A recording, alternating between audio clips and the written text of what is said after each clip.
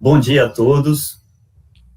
É um prazer muito grande aqui estarmos recebendo o professor Ilael, do Centro Brasileiro de Pesquisas Físicas, o CBPF, para participar da abertura do semestre letivo 2021/1 do PPG-FIS, em Polo 12 aqui do MNPF.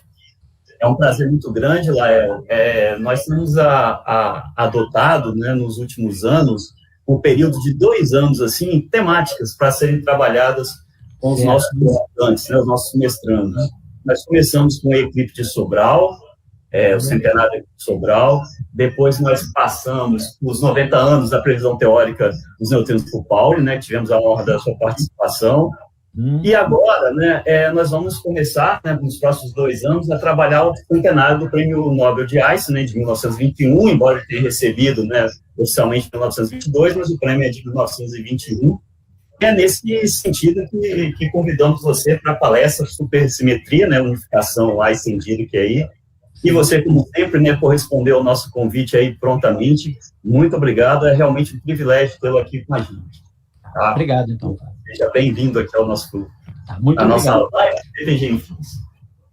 Bom, obrigado, então, Flávio, aí a vocês pelo convite, e é uma alegria para mim poder participar, estar presente com vocês nessa abertura, né, do ano acadêmico do Programa de Pós-Graduação em Ensino de Física.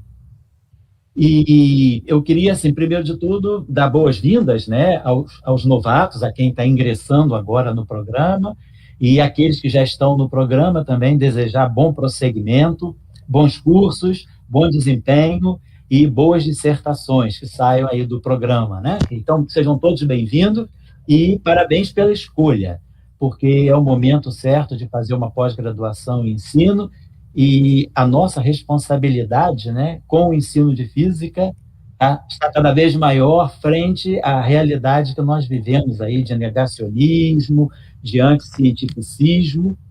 Então, é muito importante a gente agora estar realmente empenhado, né, no desenvolvimento de um bom mestrado.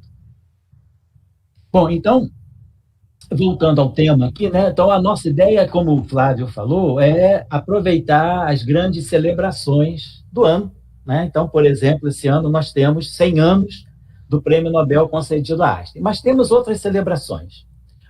Nós temos 110 anos da descoberta do núcleo atômico por Rutherford, em 1911, 100 anos do trabalho do Theodor Kaluza sobre a unificação da gravidade com o eletromagnetismo, que inspirou, inclusive, Einstein. Nós vamos ver Einstein surfando nessa onda. Não vamos nos esquecer, nós estamos falando de ensino de física, né? Os 100 anos de Paulo Freire, que nasceu no dia 19 de setembro de 1921, né? Um grande intelectual brasileiro, um dos maiores educadores do mundo, e dentre os cientistas, né, mundiais, ele está na lista dos 100 mais citados, juntamente com Einstein, juntamente com Dirac e com outros. Temos 100 anos, aí, então, do Nobel concedido a Einstein, que é o que a gente vai estar celebrando hoje, 90 anos, né, do paper de Dirac, de 1931, em que ele lança a previsão da antimatéria e dos monopólos magnéticos. A antimatéria e os monopólos magnéticos saem como irmãos gêmeos desse trabalho. 60 anos do Eightfold Way, né, da simetria, né, que liga, né, da simetria que foi proposta em 1961 por Gelman e Niemann para a física de interações fortes para os hadrons, bárions e mesons, e 50 anos da supersimetria, 71, que é justamente a simetria que une Einstein com Dirac. Nós vamos ver por quê.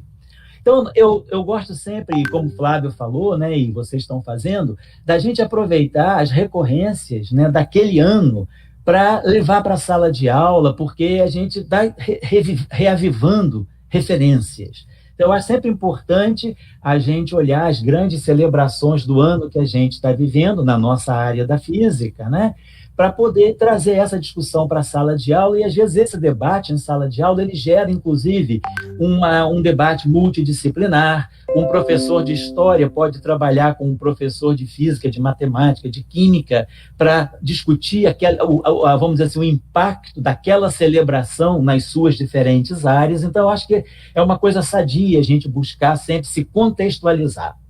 Então, aqui eu estou colocando os trabalhos originais. Esse aqui é o trabalho de Rutherford, de 1911, quando ele faz o espalhamento, né, vamos dizer, de partículas alfa e de elétrons, né, em estruturas atômicas, como, por exemplo, aquelas folhas de átomo de ouro, né?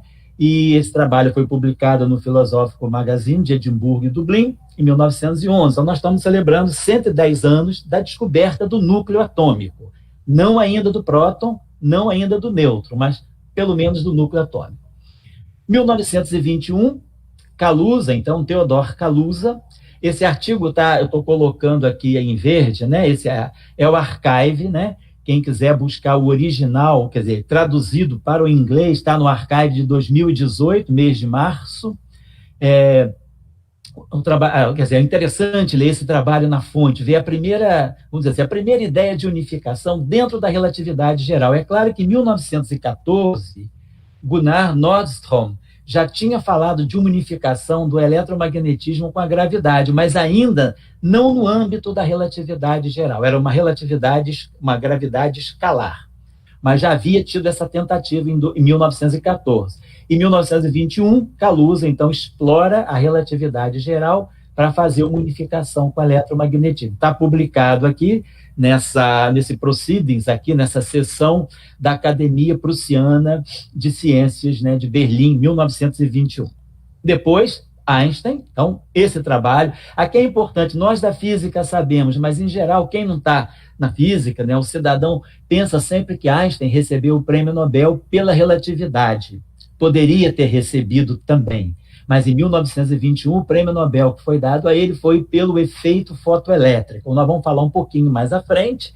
Está publicado nesse Annalen der Physik. O trabalho é de 1905, mas o prêmio Nobel saiu em 1921, quer dizer, foi de 1921, mas, na verdade, o anúncio desse prêmio Nobel de 21 só foi feito no final de 22. Então, no final de 22, Einstein recebe o prêmio Nobel de 21, e acaba que a sua Nobel Lecture, né, que é aquela aula Nobel que o laureado dá quando recebe o prêmio, só foi dada em julho de 23, na Universidade de, acho que foi Gotemburgo mesmo, na Escócia, na Suécia. Então, nós estamos celebrando aqui os 100 anos desse prêmio Nobel, né? E nós vamos ver que esse prêmio Nobel também não saiu do nada, tem toda uma história, todo um acúmulo de trabalhos que vão levar Einstein a chegar a essa ideia. O que eu acho também importante, né, que eu vou tentar trazer nessa palestra, é mostrar como as ideias vão se encaixando umas nas outras, como é importante ter contribuições, digamos assim, menores, sem um propósito muito especial, mas assim, manter a pesquisa viva acaba que ela culmina mais à frente, às vezes inesperadamente, com algo muito grande. Então, eu queria chamar a atenção para esse fato também, porque é uma forma de valorizar o processo da pesquisa. Bom, aí temos Paulo Freire, eu estou citando aqui não a educação do oprimido, mas eu estou citando aqui Educação e Realidade Brasileira, que foi a tese de concurso para a cadeira dele de História e Filosofia da Educação em Pernambuco. Na época ainda não havia, digamos, ele não fez um doutorado, mas fez essa tese de concurso e ele já trabalhava, então, fazia esse estudo muito contextualizado da educação e da realidade brasileira em 59. Dirac, 1931, nesse trabalho chamado Singularidades Quantizadas no Campo Eletromagnético, o título não tem nada a ver, mas o título é que levou essa discussão das singularidades do campo eletromagnético quantizado, é que levaram Dirac a fazer a previsão da antimatéria, prever o antielétron, prever o antipróton e prever também a existência de monopolos magnéticos. Além disso, nesse trabalho, ele resolve um terceiro desafio, que é a compreensão da quantização da carga elétrica. Na época de Dirac, eram conhecidas apenas 3 partículas, o elétron, o próton, que tinha sido descoberto em 1919, e o fóton, né, que vinha sendo trabalhado por Einstein, inclusive, como quantum de energia de luz, e acaba tendo uma discussão, vamos dizer assim, uma representação em partícula com cômputo em 1923. Então, Dirac conhecia 3 partículas. Na época, se pensava que o próton fosse elementar, não fosse composto de quarks, não se sabia ainda. Então, nós tínhamos o elétron, o próton e o fóton, e Dirac queria compreender por que as cargas eram, a carga do elétron era menos a carga fundamental, a carga do próton, a carga fundamental e a carga do fóton 0. Então, eu tinha uma carga fundamental, a carga fundamental 1,6 vezes 10 a menos 19 coulombs, e aí o elétron tem carga menos 1 vezes E, o próton carga mais 1 vezes E, e o fóton 0 vezes E. O fóton é neutro. Então, por que 3 partículas? Porque as cargas são múltiplas inteiras, né, positivas ou negativas, de uma grandeza fundamental. Esse era um grande desafio que Dirac resolveu, prevendo a existência de monopolo magnético, e nesse trabalho, então, ele chega a uma nova simetria, que é a conjugação de carga, e prevê a antipartícula. Esse trabalho deu a ele o Prêmio Nobel de 1933. Também aconteceu como com Einstein. Em 1932, não houve a entrega do Nobel, então, em 1933, foram 3 prêmios Nobel de Física. Dirac dividiu o prêmio de 1933 com Schrödinger, da equação de Schrödinger. E Heisenberg, em 1933, recebeu o prêmio Nobel de 1932, pela mecânica quântica. Então, os 3, né, agraciados com o Nobel, 1932 e 1933, acabam todos os 3 juntos na festa de 1933. Depois, 1961, esses 3 trabalhos, do Murray Gell-Mann, Yuval Neeman e do Sakito Kubo, são trabalhos que mostram como existe uma regularidade, uma simetria no espectro dos bários e dos mesons, né, que são os hadrons, né, compõem as partículas que interagem fortemente. Então, são 3 trabalhos, 61. O trabalho do Gell-Mann e o trabalho do Okubo, apesar de terem sido publicados em 62 sob a forma de revista, já definitivos na revista, eles foram lançados como pré-print, né, na época correspondente aos nossos archives, ainda em 61. Então, era toda uma discussão que havia no final da década de 50, no início da década de 60, de se perceber uma regularidade na distribuição das partículas subnucleares que interagem fortemente. Os hadrons, né, divididos em bários e mesons. E aí se chegou à simetria SO3, que foi um momento muito importante para a nossa compreensão daquilo que é a física de interações fortes. Então, é um trabalho que vale a pena ser lembrado, são 60 anos desses 3 trabalhos. E em 71, os russos, Goldfund e Lichtman, eles estendem a álgebra de Poincaré, o grupo de Poincaré, no fundo, a relatividade, e mostram que existe algo ainda mais amplo do que a relatividade, que é quando a gente vai falar da unificação entre bósons e férmions. Os bósons estão associados a Einstein e os férmions estão associados a Dirac. Nós vamos falar um pouco sobre isso. É esse artigo aqui, publicado no Jornal de Física Teórica e Experimental, as cartas, né? Depth Letters, né, da Rússia, de 1971. Então, são 50 anos dessa simetria, da qual a gente vai falar um pouquinho depois. Agora, eu estou colocando o seguinte, não adianta a gente chegar aqui e falar Einstein, tá bom, Einstein era um gênio, Einstein fez. O que eu acho que é importante, a gente sabe tudo isso sobre ele, mas eu acho que é importante mostrar qual é o impacto de uma figura como Einstein para o professor de física, que vai estar na sala de aula. O que ele vai tirar de Einstein, né, para levar para a sala de aula? Vai tirar só o E igual a mc2? Vai falar só da relatividade? Vai falar só sobre o efeito fotoelétrico? Quem foi Einstein? Quer dizer, o que ficou dele, o legado dele, né, como um grande cientista, um grande pensador, um revolucionário realmente. Então, eu queria chamar a atenção, primeiro de tudo, para esse aspecto, que é um aspecto muito importante dentro da ciência. Einstein foi aquele físico, né, que compreendeu profundamente o seu contexto, compreendeu a sua época. Não adianta só a gente estar imerso numa época e fazer alguma coisa muito pontual naquela época. Vamos compreender a nossa época, fazer uma leitura do contexto. Para se fazer uma leitura do contexto, é preciso também não só está na nossa própria própria caixinha, que é a física. A gente tem que ter uma leitura mais ampla, a gente precisa comunicar com outras disciplinas, sobretudo com as humanidades, para a gente poder perceber o que a nossa época está nos dizendo. Então, Einstein foi uma pessoa que, até pelas suas convicções filosóficas, ele soube ler a sua época. Por isso ele fez coisas tão importantes, coisas muito importantes, que eram importantes naquela época, mas que anteciparam grandemente questões do futuro. Questões que nós estamos, inclusive, tratando ainda hoje, 100 anos depois, 120 anos depois. Então, Einstein foi uma pessoa que percebeu o contexto, as questões da sua época, o mundo, né, era a virada do século. O primeiro trabalho de Einstein, nós vamos mostrar agora, depois eu vou mostrar, foi em 1901, então logo no início do século XX. Então Einstein foi essa pessoa que fez a transição com a cabeça do século XIX para fazer ciência no século XX. Ele percebeu essa mudança de fase, e isso foi muito decisivo para a carreira dele.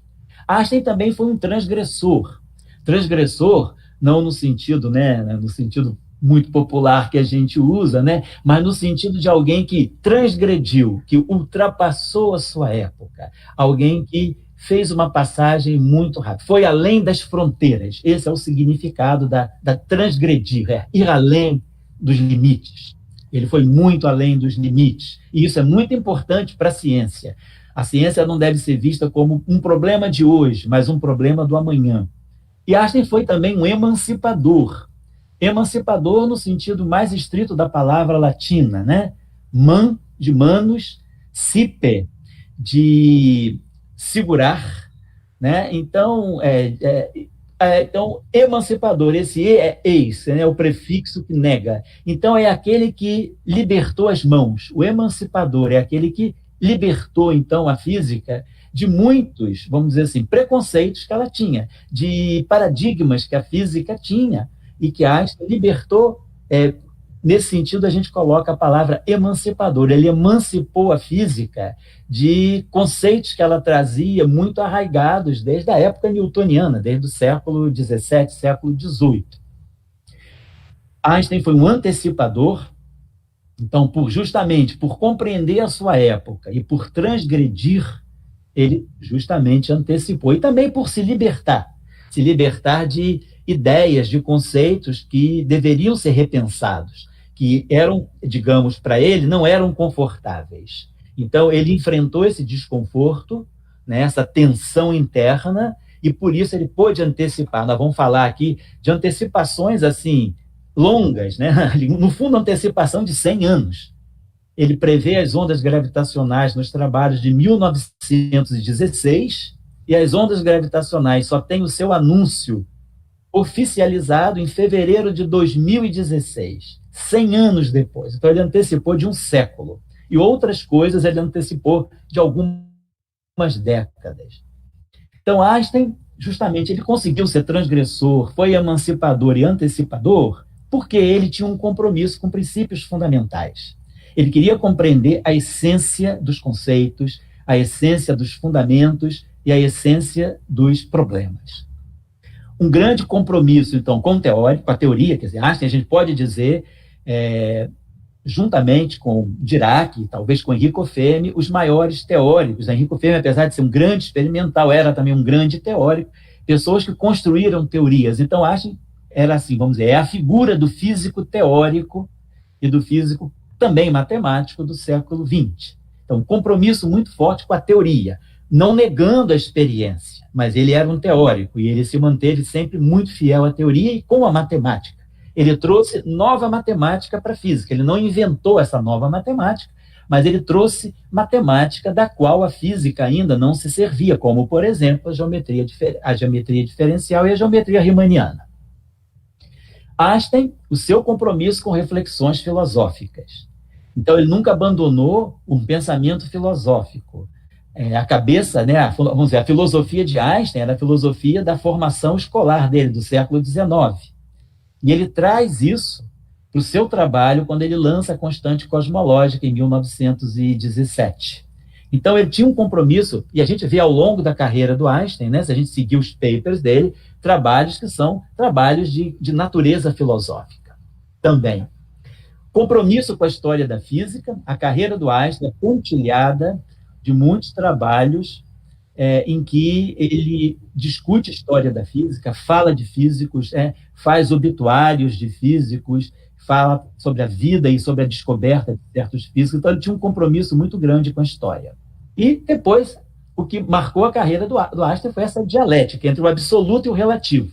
Ele estava sempre em busca de absolutos, mas absolutos que talvez levariam e que acabaram levando a uma certa relatividade. Até por causa dessa questão, ele talvez tivesse sempre uma certa tensão com a mecânica quântica. Vamos falar sobre isso depois. Então, eu estou resumindo nesse quadro aqui o que um professor de física, nós que damos aula, nós que trabalhamos nós que trabalhamos no ensino médio,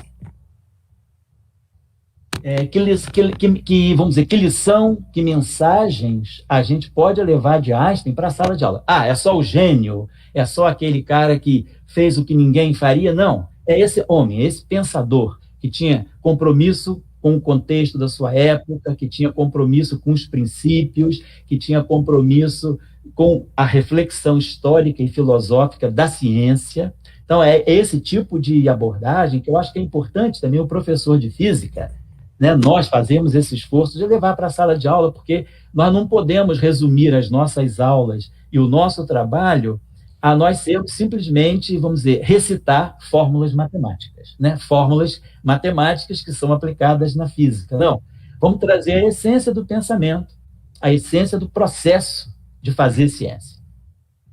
Então, eu queria colocar o seguinte: Einstein propõe a teoria do efeito fotoelétrico em 1905, mas, importante a gente também chamar a atenção, sobretudo para os estudantes, né, que ninguém faz nada sozinho. Quer dizer, a gente sempre cria uma tensão, quer dizer, o trabalho de criatividade, seja artística, seja científica, ele é o resultado de uma tensão que vai se acumulando com o tempo. Então, o conhecimento vai se acumulando, as questões vão se tensionando, e alguém que lê o contexto consegue perceber essas questões e talvez desfazer essa tensão, criando, né, alguma coisa a partir dessa tensão. Foi, por exemplo, o caso de Einstein. Em 1845, tudo começa mais ou menos aqui. Faraday, né, descobre, né, o seu efeito chamado magneto-óptico, em que ele percebe que a luz é influenciada pela presença de um campo magnético. Então, ainda não havia, né, os estudos de Maxwell, mas Faraday já faz essa antecipação. Existe uma relação entre luz e magnetismo. Em 1845. E o efeito fotoelétrico, ele é luz, vem da luz também.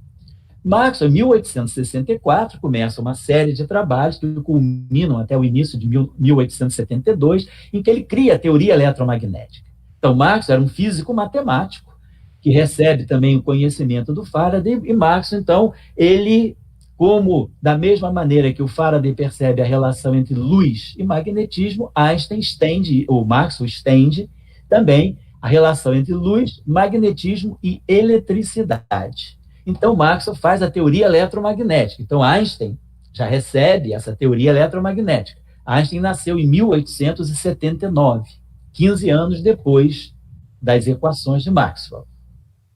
Miller, em 1871, contemporaneamente com Maxwell, já conhecendo as equações de Maxwell, faz um estudo muito interessante sobre a propagação da luz, um estudo de natureza mais física do que o próprio Maxwell fez, tentando relacionar a propagação da luz e compreender a relação entre velocidade da luz, comprimento de onda, e intensidade da luz também. Então, esse é um trabalho importante, né, que foi juntando, né, tensão àquilo que Maxwell já tinha construído. Em 1974, finalzinho da era Maxwell, George Stoney, que era um físico irlandês, ele, em bases muito filosóficas, ele levanta a possibilidade de existência de um elétron, porque Maxwell tratou o eletromagnetismo a partir da noção de carga elétrica. corrente elétrica. Mas, em um momento, Maxwell percebeu que houvesse um portador fundamental, vamos dizer assim, um chamado átomo de eletricidade. Então, Stoney, ele, com base nos pré-socráticos, né, quer dizer, conhecendo filosofia, ele chegou à conclusão que devesse haver um portador fundamental, uma unidade fundamental de carga, que a carga não era contínua, mas que a carga fosse carregada por portadores elementares, que ele ainda aqui não chamou de elétron, ele só vai chamar de elétron mais à frente. Mas olha só, o elétron só foi descoberto em laboratório nos experimentos de raios catódicos do Thomson em 1897, 23 anos depois. Então, com base em argumentação filosófica e conceitual, Stoney prevê a existência do elétron. Em 1875, nós temos o efeito Kerr, que é o análogo elétrico do efeito Faraday. Kerr descobre em laboratório, então, a relação como um campo elétrico influencia, um campo elétrico externo influencia a propagação da luz, né, em materiais isso. Então, esse é o chamado efeito Kerr de 1875. 1866 a 886 a 89, Heinrich Hertz, faz os experimentos que comprovam a teoria de Maxwell. Até então, Maxwell era teoria.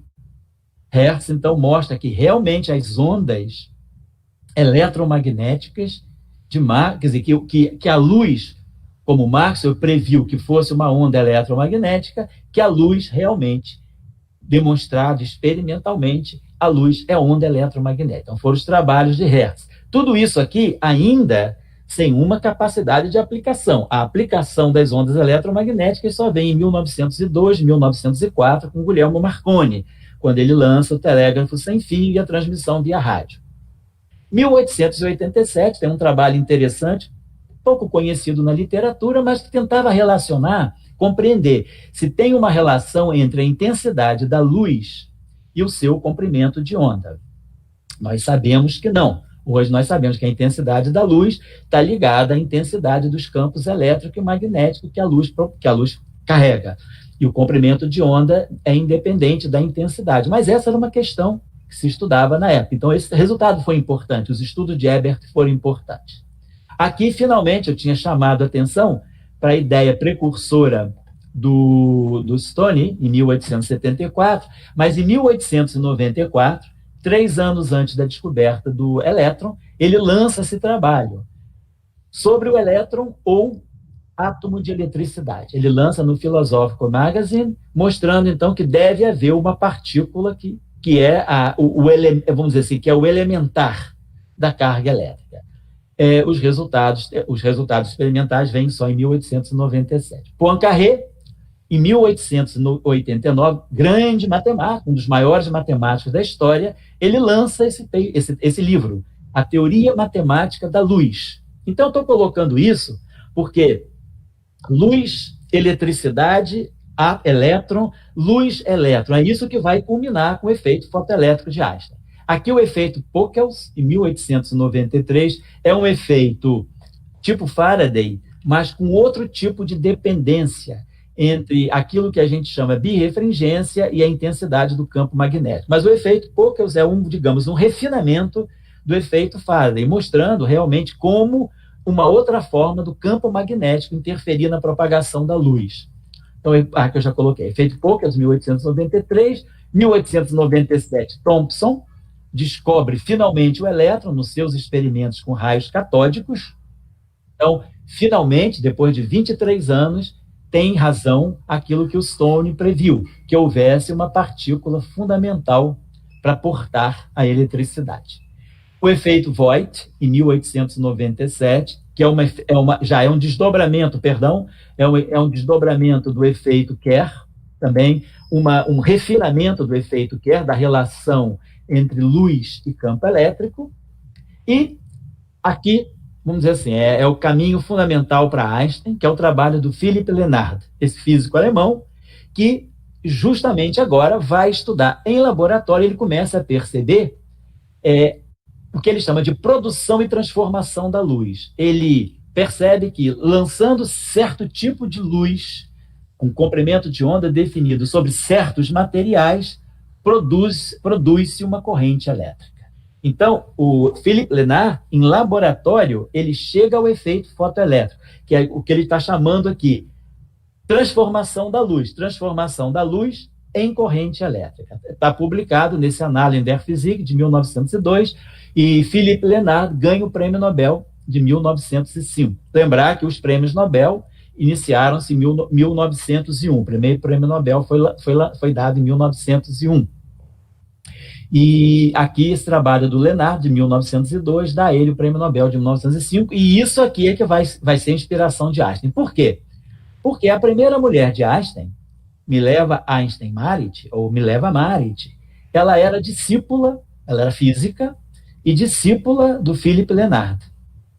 E ela foi quem colheu os dados, ela era a parceira do professor Philippe Lenard, do professor dela, no estudo do efeito fotoelétrico, do efeito experimental, do estudo experimental do efeito fotoelétrico. E ela leva os seus escritos para casa, discute com Einstein, e isso vai mobilizando Einstein para compreender esse fenômeno. Então, a gente está vendo aqui, né, a importância dessa mulher, né, da Mileva-Marit, né, de se motivar, e ela que catalisou, né, as atenções de Einstein para o efeito fotoelétrico. Isso em 1902. Como as coisas ainda eram, né, ainda são um pouco, mas ainda eram muito mais assim, machistas na física, Philippe Lenard assina o paper sem a participação da Mileva-Marit, apesar de que ela tenha sido muito importante para os experimentos. Primeiro trabalho de Einstein, eu estou colocando aqui. Einstein entra em cena em 1901, aos 22 anos de idade, quando ele faz esse trabalho aqui, que ele tenta estudar a força de interação entre moléculas. Da mesma forma que nós temos a força de atração da gravidade, a força de atração ou repulsão elétrica, que essas forças caem com o inverso, caem com o quadrado da distância, elas são proporcionais ao inverso do quadrado da distância, 1 sobre R2, Einstein procurou uma lei de força com a distância, uma função da força entre moléculas com a distância. Foi esse primeiro trabalho de Einstein publicado no Annalen der Physik. E aí ele chega a uma lei que acaba valendo para moléculas mais pesadas e que é violada para moléculas mais leves. Mas é um trabalho já importante em que ele percebe a necessidade de se compreender a atração molecular. Muito bem. Finalmente, em 1905, o trabalho inspirado, né, a partir dos experimentos de Philippe Lenard e Mileva Einstein-Marit, né, o trabalho que deu a Einstein o Prêmio Nobel de 1921, que é, vamos dizer assim, um ponto de vista heurístico. Heurístico por quê? Porque ele lança a ideia dos quanta de luz, né, relacionando, tratando da produção e da transformação da luz. Inclusive, se apropria dos mesmos termos, né, que o Philippe Lenard usa. Então, ele faz o trabalho teórico e ele lança a ideia do efeito fotoelétrico, que é quando a luz de uma certa frequência muito especial incide sobre um material adaptado àquela frequência, esse material recebendo aquele tipo de luz, ele ejeta elétrons sob a forma de corrente elétrica. Então, por isso, se chamou efeito fotoelétrico, transformação de luz em corrente elétrica, produção e transformação da luz.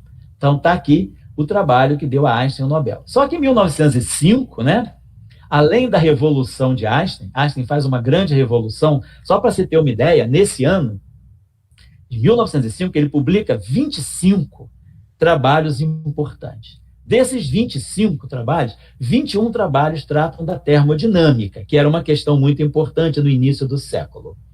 Mas 4 trabalhos, esses 4 trabalhos, quer dizer, cada um deles poderia ter dado um prêmio Nobel para o Einstein. Esse trabalho é o trabalho do efeito fotoelétrico.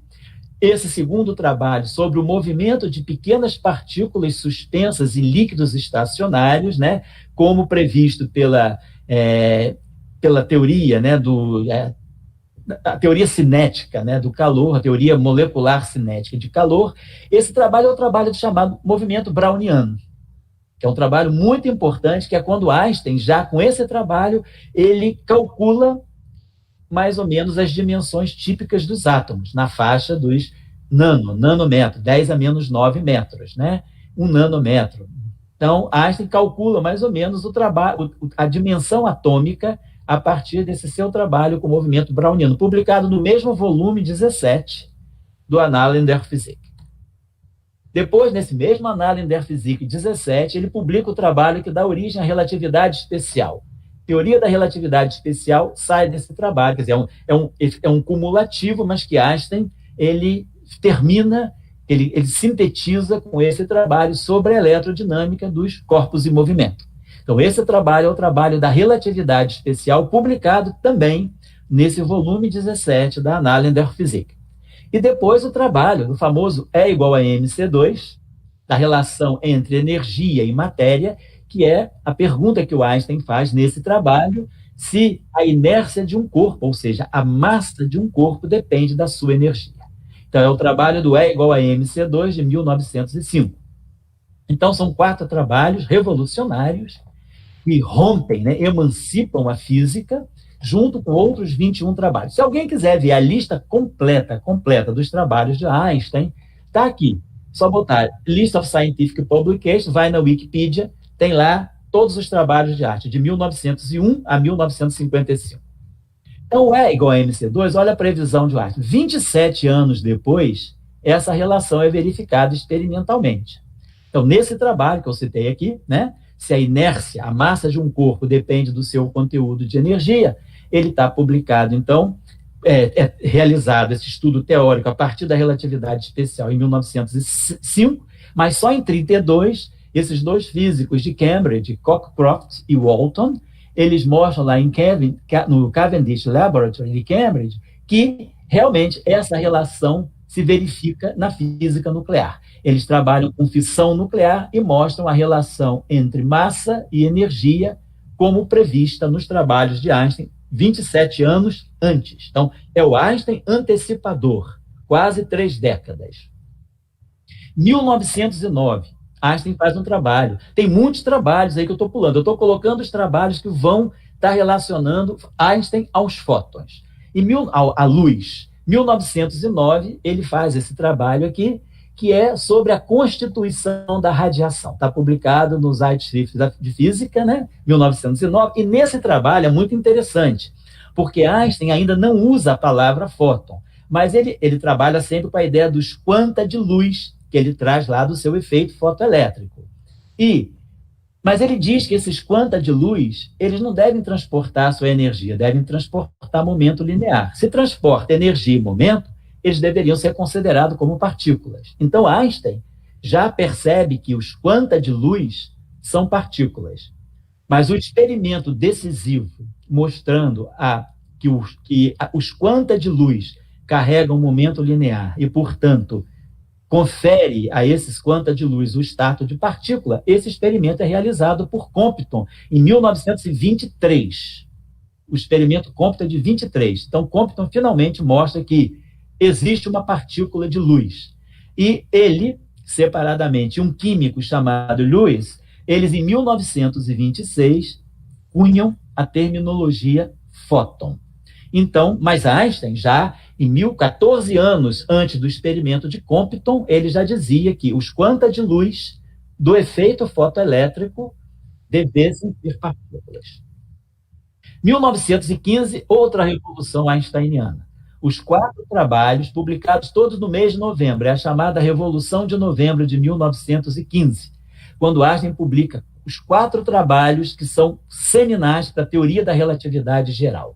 Esse trabalho final aqui de 1915, o trabalho que está na parte 2, página 844, é quando ele lança as chamadas equações de Einstein do campo gravitacional, as equações de Einstein da relatividade geral, publicadas aqui na academia, né, nas sessões, aqui são os Sitzungsbericht, são as sessões da Academia Prussiana de Ciências. Então, os 4 trabalhos da relatividade geral não dão a Einstein o prêmio Nobel. O prêmio Nobel de Einstein é pelo efeito fotoelétrico. 1916, de novo Einstein e a luz, Einstein e os fótons. Ele faz 2 trabalhos que vão ser a base dos lasers e dos masers. Isso 44 anos antes. 44 anos antes. O primeiro laser, que é o laser de Ruby, só foi construído em 1960, 44 anos depois do trabalho do Einstein sobre a emissão e absorção da radiação na teoria quântica. Está publicado aqui nas Transactions da Academia, né, da Academia de Ciência da Alemanha, né, daqui da Sociedade, da Sociedade de Física Alemã. E esse trabalho também de Einstein, né, On the Quantum Theory of Radiation, publicados aqui também nesses anúncios aqui da Sociedade Física de Zurique, de 1916. Então, em 1916, Einstein já lança as bases daquilo que vão ser os lasers e os masers, que vão evoluir a partir da década de 60. 1916, 100 anos antes da descoberta, Einstein prevê a existência de ondas gravitacionais. Nesse trabalho aqui, de 16, nesse outro trabalho de 18, que ele já fala on Gravitational Waves, e tem um outro trabalho dele de 37, que ele resolve uma questão. Porque a questão que se colocou é que a teoria de Einstein para a gravidade, ela é uma teoria altamente não linear. Então, a dúvida que se coloca é, será que vão existir, será que é possível haver ondas de gravidade numa teoria não linear? Essa foi a questão levantada pelo Rosen. Mas em 37, Einstein colabora com o próprio Rosen e eles resolvem essa questão, mostrando que, apesar da estrutura altamente não linear das equações de Einstein da relatividade geral, é possível haver ondas gravitacionais. Eles, então, divergiam inicialmente, discutiram, chegaram a um consenso e publicaram esse trabalho em 1937. Mas a previsão de Einstein, ela é de 100 anos antes. Então, de novo, Einstein fortemente antecipador. Por quê? Porque ele tem um compromisso com os princípios fundamentais, o compromisso de romper barreiras, de não ficar na sua época, mas de projetar. E, para isso, ele usa matemática. A matemática é um grande auxiliar, né? Se a gente tem uma... Porque a realidade é uma superfície que a gente arranha. A gente simplesmente arranha a superfície da realidade. A matemática é que nos faz compreender o interior da realidade. E Einstein, como ele, apesar de não ser um grande matemático, a formação dele não era em matemática, ele sabe usar a matemática para fazer as suas previsões. Então, as ondas de gravidade. 1917, um outro trabalho revolucionário do Einstein, 1917, ano também de uma outra revolução russa, em que são as considerações cosmológicas da teoria da relatividade geral. Quando Einstein funda a cosmologia física. A cosmologia, até então, não era uma teoria física. A teoria, então, a cosmologia passa a ser uma teoria física a partir desse trabalho de Einstein, de 1917, também publicado aqui na Academia Prussiana de Ciências. E esse trabalho vai ser fundamental para os caminhos de um grande apreciador, de um grande fã do professor Einstein, que era o professor Paul Dirac. Então, Dirac, entre 1925, esse trabalho de arte da constante cosmológica, ele gera uma tensão interna muito grande em Dirac, que vai fazer com que Dirac produza certos trabalhos, mas sempre tendo em mente a compreensão da constante cosmológica que Einstein introduz nesse trabalho de 1917. 19, Einstein também faz um trabalho antecipador, que é estudar a relação entre campos gravitacionais e o papel que eles podem ter na compreensão da estrutura elementar da matéria. Então, é um trabalho importante, não é um trabalho assim muito citado, mas é um trabalho que ele também antecipa essa discussão de como a matéria, né, como a gravidade pode ser importante na constituição da matéria, já buscando uma unificação, isso em 1919. 1923, então, finalmente Einstein entra na ideia do Kaluza. Então, a gente falou do trabalho do Kaluza, do Theodor Kaluza, de 1921, da unificação gravidade-eletromagnetismo, e Einstein, então, aqui, além desses trabalhos, ele publica outros. Eu estou colocando os trabalhos fundamentais, os primeiros trabalhos de Einstein, na busca de uma teoria unificada para a gravidade e o eletromagnetismo, que ele dizia aqui, eletricidade. Então, esses três trabalhos, ele embarca, né, na onda do Kaluza, e lembrando também do trabalho, que eu não coloquei aqui, do Hermann Weyl, de 1918, um matemático, Hermann Weyl, um matemático, que em 1918 já tenta também ver a questão da unificação. 1923, então, estou colocando aqui, Einstein, então, continua nos seus trabalhos, a gente vê o nome do Kaluza de novo aqui, então, é um período em que Einstein se dedica a compreender, que foi um projeto da vida dele, a compreensão da unificação da gravidade com o eletromagnetismo, coisa que nós não conseguimos ainda até hoje. Ainda até hoje está se buscando compreender a unificação da gravidade. 1924, uma outra antecipação de Einstein. 1924, ele faz um trabalho que, em 71 anos depois, vai ser verificado experimentalmente, que é a condensação de Bose-Einstein. Os chamados condensados de Bose-Einstein são descobertos em 1995, e esse trabalho do Einstein, de 1924, é que faz a previsão da condensação de Bose-Einstein. Aqui eu cito só como contextualização o trabalho do Bose, né, que é a lei de Planck e a hipótese dos quanta de luz. Então, quer dizer, como Bose introduz, quer dizer, é aqui que nasce desse trabalho aqui, dessa junção Bose-Einstein, a estatística de Bose-Einstein. Então, nesse trabalho aqui do Bose, ele faz um estudo, né, usando a hipótese dos quanta de luz para compreender a lei de Planck, de radiação do corpo negro. 1925, Einstein faz um trabalho importante sobre o elétron na relatividade geral. Por quê? Esse trabalho não é descontextualizado. Por que o elétron? Porque em 1925, Uhlenbeck e Goldsmith propuseram a existência do spin do elétron, o que resolveu o problema de compreensão do espectro de absorção e emissão atômica. 1925, julho, Heisenberg lança o seu trabalho fundamental, a pedra fundamental da mecânica quântica, que ele chama de mecânica matricial. Em 1925, novembro, Dirac refaz a mecânica quântica matricial, introduzindo os chamados números quânticos, introduzindo as relações de não comutação entre grandezas físicas, como, por exemplo, momento linear e momento e posição, componentes do momento angular também. Então, a mecânica quântica nasce em 25, o spin do elétron é proposto em 25, e Einstein, em 25, tenta compreender, quer dizer, ver um trabalho de o que é o elétron no âmbito da teoria da relatividade geral, as interações gravitacionais do elétron.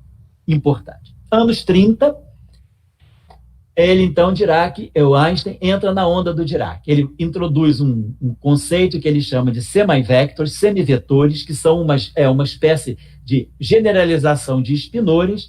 Então, ele vai compreender a equação de Dirac, vai tentar trazer a equação de Dirac escrita para espinores e em termos de semivetores. Então, são dois trabalhos que ele publica na Academia de Ciências da Holanda.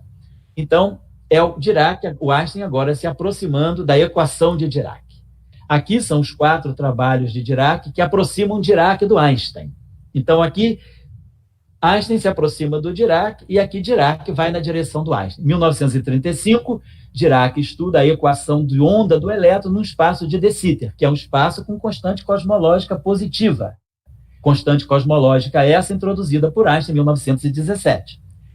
Einstein, aqui Dirac vai na direção da cosmologia, as constantes cosmológicas, publica nesse Nature.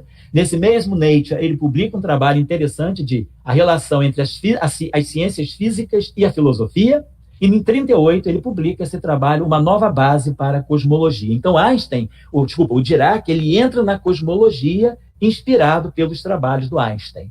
Isso Dirac, o próprio professor Dirac dizia lá, nos cursos que nós fazíamos, né, que nos cursos que ele nos deu em Trieste, que o que levou Dirac a querer compreender a estrutura microscópica da matéria e compreender a fundo o elétron foi a constante cosmológica, porque Einstein introduz a constante cosmológica de uma forma macroscópica, sem compromisso com o aspecto microscópico. E Dirac achava, não, se essa energia de fundo do universo existe, ela tem que ser originada em processos microscópicos. E aí Dirac tenta compreender a origem microscópica da constante cosmológica, por exemplo, nesse primeiro trabalho. Depois ele faz um trabalho em 63, que é estudando o espaço de anti-De Sitter. E aí ele faz descobertas muito interessantes. Então, os anos 30 marcam esse diálogo, mesmo que não colaborem presencialmente, né? E o professor Dirac sempre dizia, o ícone dele realmente era o Einstein. Ele considerava Einstein o maior físico teórico da história. Então, agora eu vou começar, já falei um pouco dos trabalhos, já estou começando a me aproximar do final. Queria colocar aqui, Einstein, olha essa frase do Einstein quando ele escreve essa carta para o Thornton. Um conhecimento dos fundamentos históricos e filosóficos, olha aí, o Einstein preocupado com a história e com a filosofia, nos dá, quer dizer, concede, um tipo de independência, quer dizer, concede uma libertação de preconceitos que uma geração ou que muitos cientistas têm. Então ele coloca, não é só a física, é preciso também ter fundamentos na história, compreender os fundamentos da história e da filosofia para se libertar de certos preconceitos que a própria ciência tem, a própria ciência, vamos dizer, a própria física tem. E ele coloca que essa independência, essa libertação, ela é criada justamente pela percepção filosófica.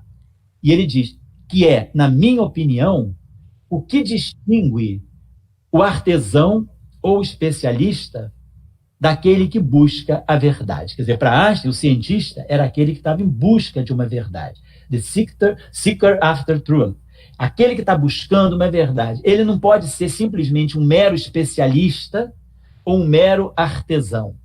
Ele tem que compreender história, filosofia e a sua própria área. Então, eu acho muito importante essa frase de Einstein, porque ela coloca a física, ele traz, quer dizer, para nós um pensamento, uma reflexão de que a física, ela não é só aquela ciência isolada, e como muitos gostam até de dizer, a rainha das ciências, não. A física é uma ciência que deve estar integrada com o conhecimento da história da humanidade, com o conhecimento da filosofia. Isso dito por Einstein. Então, acho que a gente tem que realmente, quando Einstein diz, e ele coloca isso na sua prática de trabalho, eu acho que é uma lição que nós, professores de física, devemos compreender, amadurecer, refletir sobre ela e levar para a sala de aula. Aqui Einstein faz também um obituário para Emmy Noether, essa grande mulher matemática, praticamente a mulher matemática, vamos dizer assim, a mãe das teorias de calibre, a mãe das teorias de Gauge. Ela lança os fundamentos matemáticos da teoria de Gauge em 1918.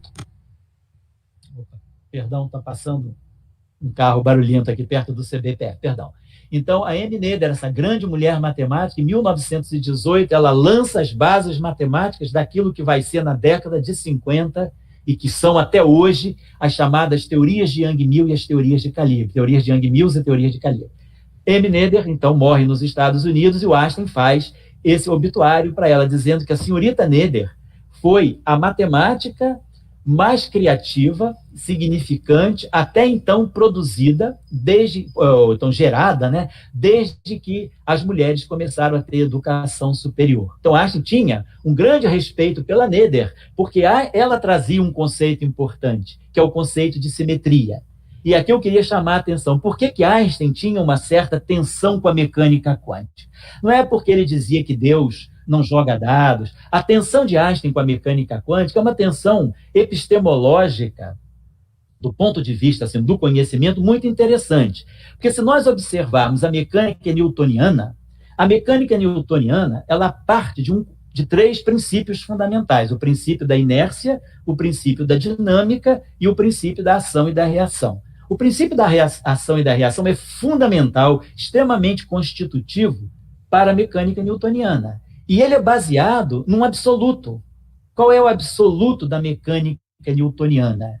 É o absoluto da simultaneidade dos eventos. Então, dentro da mecânica newtoniana, eventos simultâneos é um conceito absoluto.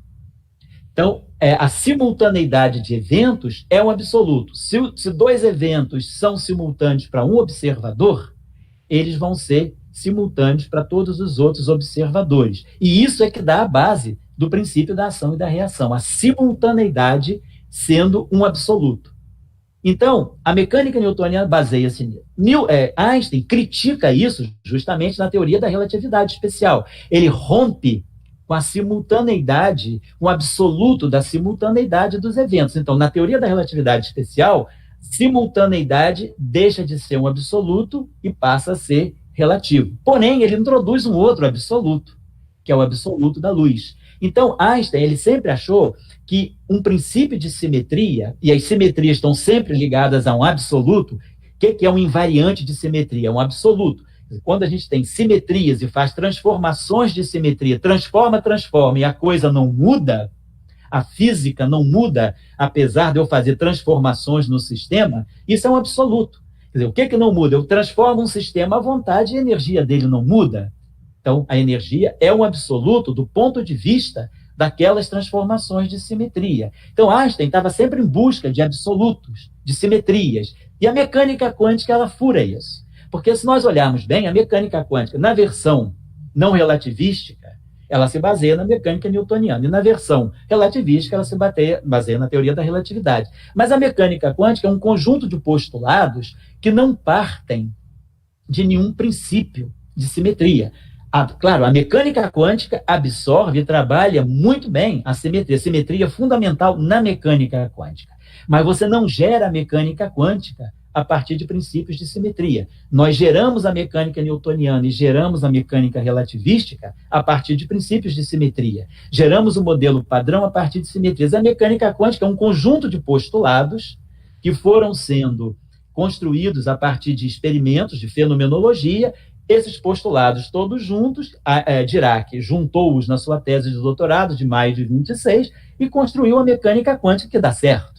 Então, o Einstein tinha um pouco essa dificuldade assim, de engolir a mecânica quântica, porque ele achava que a mecânica quântica ela incorpora as simetrias, mas ela não provém de um princípio de simetria, ela não é uma teoria gerada por um princípio fundamental de simetria. E aí, por isso, ele valorizava extremamente a M. Noether. 1955, o último trabalho do Einstein, publicado poucos meses antes da morte dele. Esse trabalho, eu acho que é de janeiro, e ele morre em abril. Então, uma nova forma das equações de Einstein da relatividade geral. Ele publica com Kaufmann, mas esse trabalho é um trabalho simplesmente de reescrever, não é um trabalho novo, é simplesmente uma nova formulação do que ele já sabia das equações de Einstein. E eu acho muito interessante levar para a sala de aula essa entrevista do Einstein, de 1955, também feita 2 semanas antes dele morrer, por esse histórico da ciência aqui, o Bernard Cohen, que é publicado nesse Scientific American de 1955, volume 193. Uma entrevista com Einstein, no final da vida dele. Então, 2 semanas antes da vida dele, ele faz essa entrevista que eu acho muito interessante levar para a sala de aula, seja o professor de física, o professor de matemática, o professor de história, o professor de sociologia, o professor de filosofia. Essa entrevista de Einstein é a entrevista, vamos dizer, com um pensador, independentemente dele ser físico. Então, Einstein pautou toda a sua carreira em torno dos bósons. Ele quis compreender o fóton e ele quis compreender o graviton. Nós não temos ainda a descoberta do graviton, mas as ondas de gravidade, elas são, quer dizer, a gente espera que as ondas de gravidade, também sendo quantizadas, elas tenham uma partícula associada, que é o graviton. Einstein, então, passou a vida dele estudando o spin 1, que é o fóton, a luz, grande compromisso de Einstein com a luz e com a gravidade, spin 2. Dirac, para compreender a constante cosmológica de Einstein, ele passou a vida dele nos spins meio, nos férmions. Então, nós temos a estatística de Bose-Einstein e a estatística de Fermi-Dirac para os férmions. Elétron, pósitron, e o que Dirac descobre em 1963, propõe em 1963 os singletons como sendo objetos que podem compor os elétrons e os pósitrons. Não foram ainda descobertos, nós não temos ainda nenhuma evidência, nem indício experimental dos singletons, mas é um trabalho teórico do Dirac, também ligado ao setor fermiônico. Então, eu sempre gosto de brincar que Einstein é o bóson, Dirac é o férmio. E a supersimetria, ela vai nessa direção. Ela unifica bósons com férmions, mostrando que essa dicotomia bóson-férmion, ela, na verdade, não é uma dicotomia, é uma unidade através dessa teoria que se chama supersimetria e que tem o seu desdobramento numa outra teoria chamada supergravidade, em que se propõe um novo cenário para o espaço-tempo. Então, o espaço-tempo, além das coordenadas ditas bosônicas, o tempo e o espaço, ele vai ter um conjunto de novas coordenadas, que são coordenadas fermiônicas, que são coordenadas não mensuráveis, mas que têm uma existência elas indiretamente interferem na nossa realidade. Essa é a ideia da supersimetria com o seu chamado superespaço, que não é um espaço, vamos dizer assim, meramente formal, não é um espaço imaginário. Ele é um espaço com coordenadas que não são mensuráveis, mas a física é feita de grandezas que são mensuráveis e grandezas que podem não ser mensuráveis, mas que interferem na realidade mensurável. Então, eu gosto de brincar um pouquinho que a supersimetria, lá nos anos 70, 71, aquele trabalho que eu citei, dos 50 anos, ela unifica Einstein com Dirac. Por quê?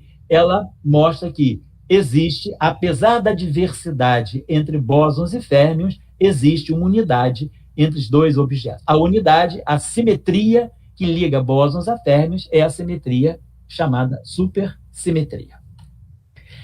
Só estou terminando, falta, eu acho que 3 slides só. Aqui, Dirac, que era chamado príncipe, né, do princípio da beleza matemática, ele cita Einstein como exemplo. Então, a questão da importância de se ter uma teoria simples e bonita. Ele fala, ó, nós agora vemos que nós temos que mudar o princípio da simplicidade para um novo princípio, que é o princípio da beleza matemática. Dirac sempre achava que uma boa teoria física, ela também deve ser uma teoria matematicamente elegante, matematicamente estética.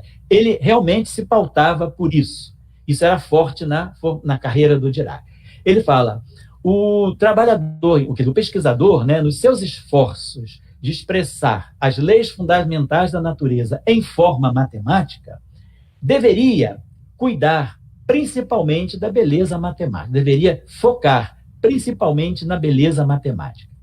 Ele deveria ainda tomar a simplicidade, quer dizer, levar em consideração a simplicidade em subordinação à beleza. Por quê? O que a gente espera de uma boa teoria, quanto melhor uma teoria, mais simples ela deve ser.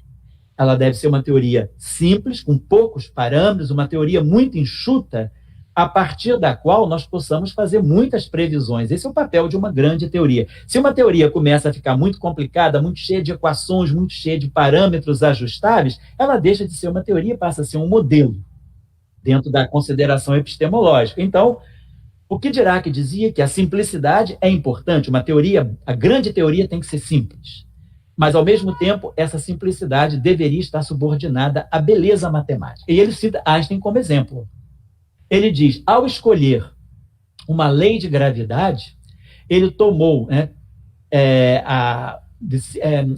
in choosing, né, quer dizer, ao escolher uma lei de gravidade, ele, tomada, né, de uma maneira simples e compatível com a sua noção de espaço-tempo contínuo, isso foi uma coisa útil. Então, ele está querendo dizer que Einstein buscou a simplicidade ao formular uma teoria de gravitação no espaço-tempo contínuo. E foi bem sucedido, teoria da relatividade geral.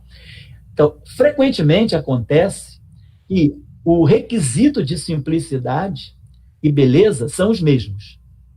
Porém, quando eles não batem, né, quando eles não se ajustam, o último, que é a beleza, deve prevalecer sobre a simplicidade. Então, segundo Dirac, o filósofo da ciência Dirac, digamos assim, ele coloca 2 conceitos fundamentais, a simplicidade e a beleza matemática. E ele acha que a beleza matemática ela deve se sobrepor à simplicidade. A simplicidade também deve ser um critério para se construir uma boa teoria física, simples, com o mínimo número possível de princípios e hipóteses e com o mínimo possível número de parâmetros. De novo, ele cita Einstein como exemplo. O que faz a teoria da relatividade tão aceitável para os físicos, apesar dela ir contra o princípio da simplicidade, é difícil nós, no nosso senso comum, abrirmos mão, por exemplo, o absoluto, que é a simultaneidade dos eventos. Então, a teoria da relatividade ela não é algo intuitivo, simples. Mas, então, quer dizer, ela fere o princípio da simplicidade. Porém, ela é tão aceitável pelos físicos pela sua grande beleza matemática. Então, a beleza matemática é uma qualidade que não pode ser definida da mesma forma de que o que é a beleza na arte. Mas que as pessoas que estudam matemática, em geral, não têm dificuldade de apreciar, ou seja, de apreciar o caráter da beleza matemática de uma teoria. Então, ele coloca, a teoria da relatividade introduziu beleza matemática de uma forma não imprecedente, de uma forma nova, né, de uma forma completamente nova, na descrição da natureza. Isso é o trabalho do Dirac, de 1939, chamado a relação entre a matemática e a física. E ele sempre coloca o Einstein como exemplo daquela pessoa que trouxe a beleza, que ajudou a trazer a beleza matemática na física. Então, aqui nós temos Einstein na sala de aula, já estou terminando. Então, importante, né, sempre quem faz ciência, quem busca ciência, quem trabalha, quem ensina ciência, né? Quem ensina não, quem compartilha. Professor não ensina nada, a gente simplesmente compartilha. Então, nós que compartilhamos ciência com os nossos estudantes, a primeira coisa que a gente deve, assim, educar o nosso estudante é fazer uma leitura da sua época, compreender o contexto. Quais são as questões grandes da física hoje, 2020, 2021?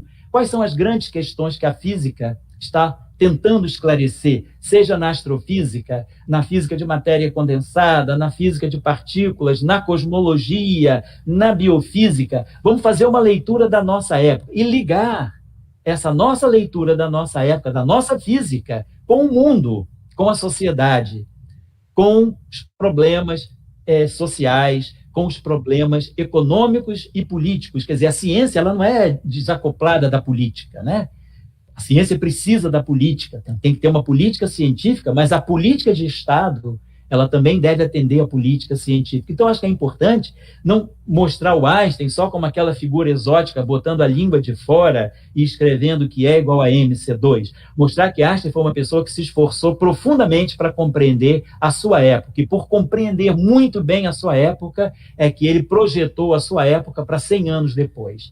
O Einstein transgressor, o Einstein que rompeu barreiras, o Einstein emancipador, que libertou a física de princípios que eram muito antigos e que não eram discutidos. O Einstein que antecipou fenômenos, né? Ele antecipou as ondas de gravidade, ele antecipou o laser, ele antecipou os condensados de Bose-Einstein, ele antecipou o encurvamento da luz frente a campos gravitacionais. O trabalho de Einstein teve como consequência, estudado por Schwartz, por Chandrasekhar e outros, pelo próprio Penrose, que ganhou o prêmio Nobel no ano passado, o trabalho de Einstein antecipa a existência de buracos negros.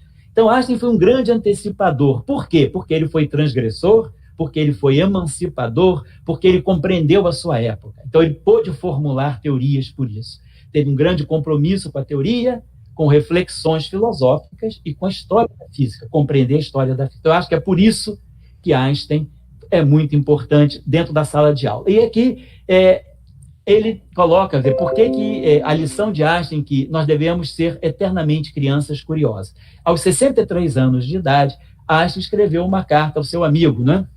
Otto Julius Berger. Ele fala: pessoas como você e como eu, embora mortais, é claro, né? Como todo mundo mais, né? Como todo mundo também é mortal, não envelhecem, não importa quantos nós vivamos. Então, está dizendo, você, eu e os mortais em geral não deveriam envelhecer, não importa a sua vida. Ele fala, o que eu quero dizer é que nós nunca deixamos nos comportar como crianças curiosas diante do grande mistério no qual nós nascemos. Então, essa eu acho que é uma grande lição que nós, professores de física, temos que levar para os nossos meninos do ensino médio, do ensino fundamental, e para os nossos meninos da universidade, e para os nossos jovens das pós-graduações.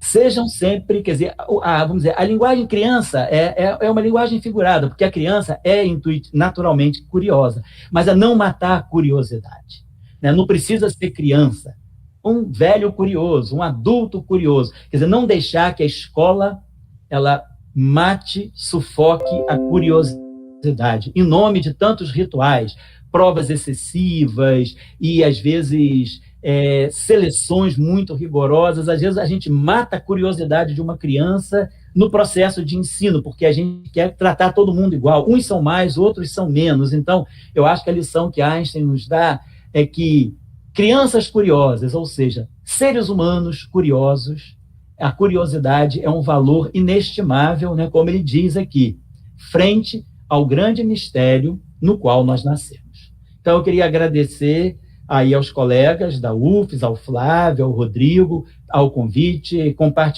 agradecer ter compartilhado com vocês esses momentos. Deixo aqui o meu contato, né?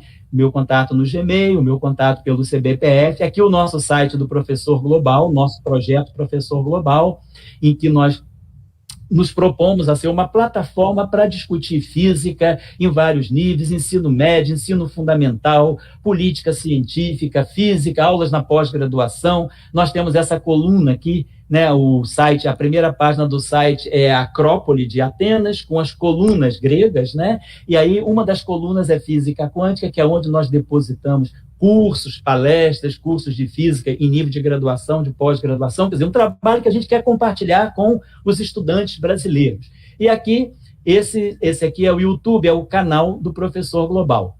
Então, no canal do Professor Global, nós vamos encontrar muito trabalho assim feito para ensino médio, matemática e também palestras, lives sobre debates de ciência, toda essa discussão da anticiência, do negacionismo. Então, nós tentamos criar aqui no canal do Professor Global, através da AprendaNet de Petrópolis e em conexão com o CBPF, né?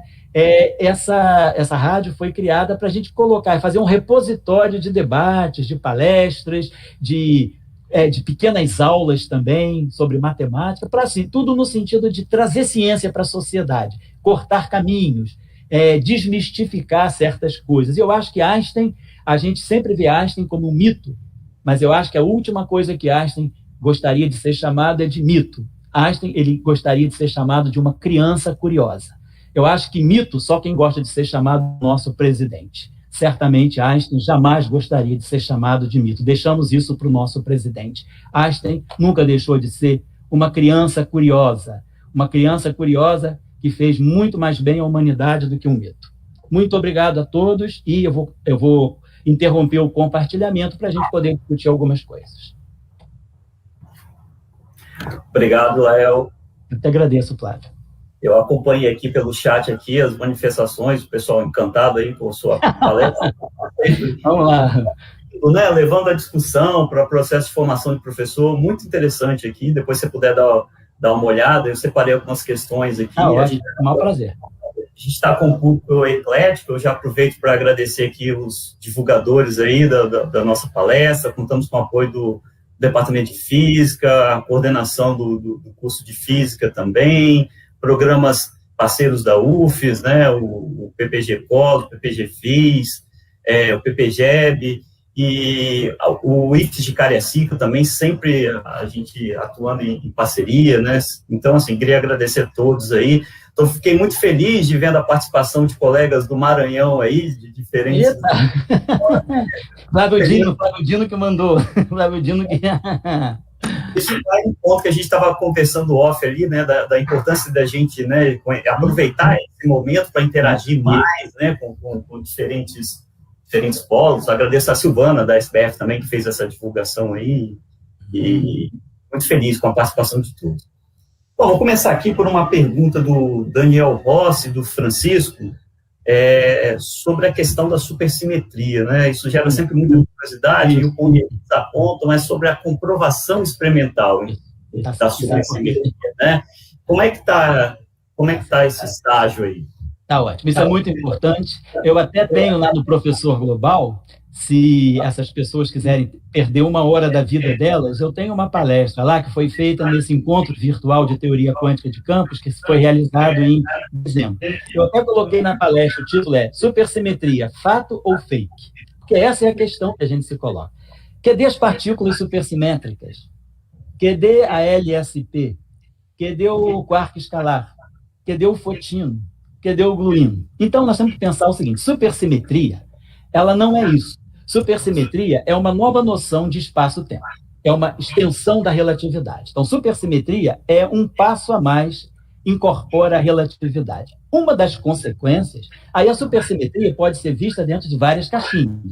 A caixinha da física de partículas, a caixinha da física nuclear, a caixinha da física de lasers e a caixinha da matéria condensada.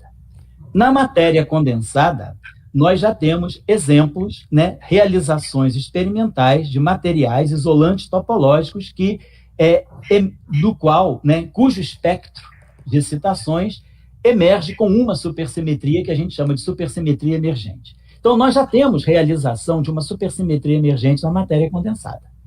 Temos, agora, recentemente, em 2019, foram feitos experimentos interessantíssimos com lasers supersimétricos. Arranjos de lasers, acoplam-se vários lasers, e esses vários lasers acoplados, eles formam um sistema de mecânica quântica supersimétrica, que dá resultados experimentais mensuráveis. Nós temos evidência da supersimetria também na física nuclear. Os trabalhos do Iaquiello, já da década de 80, mostram isso. Aonde nós não temos supersimetria? Nós não vemos a supersimetria justamente aonde ela nasceu, que foi na física de partículas.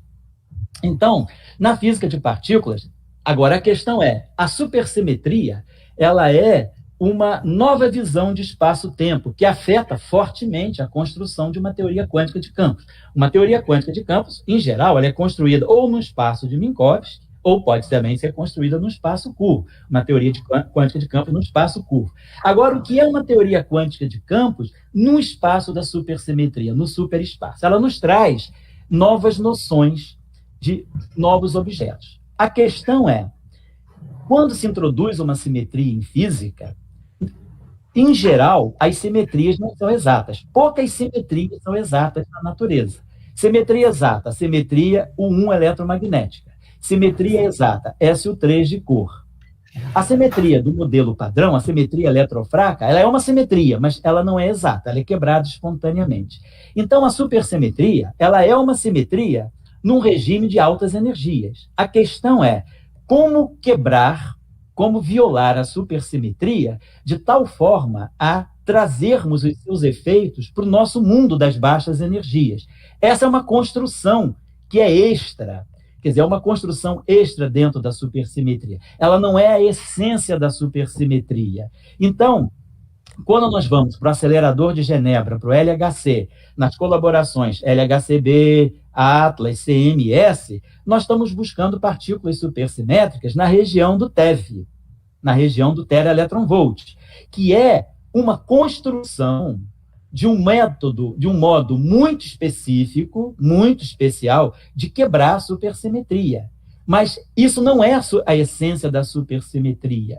Isso é um mecanismo que eu introduzo de quebra de supersimetria. Então, o fato de nós não termos observado ainda as partículas supersimétricas, eu sempre gosto de dizer, não está invalidando a supersimetria. Então, só para finalizar, um exemplo a mais. Agora, em 2021, a partir de abril, o LHC vai entrar no terceiro regime de operação. E aí ele já tem um experimento dentro dele chamado MOEDAL, que é Monopoles and Exotic Detector at LHC. Basicamente, ele é um experimento para detectar monopolo magnético. E aí, nesse experimento, é uma nova forma de tentar ver efeito de supersimetria. Então, vamos dizer o seguinte, para os céticos da supersimetria, né, supersimetria é um fato ou é fake? A supersimetria é fato na matéria condensada através da supersimetria emergente em materiais topológicos. A supersimetria é fato na física nuclear, usando através dos núcleos espelho. A supersimetria já é fato na física de laser, nesses arranjos chamados de laser supersimétrico. A supersimetria ainda não é fato na física de partículas, como partículas fundamentais. Da mesma forma como aconteceu com os monopolos magnéticos.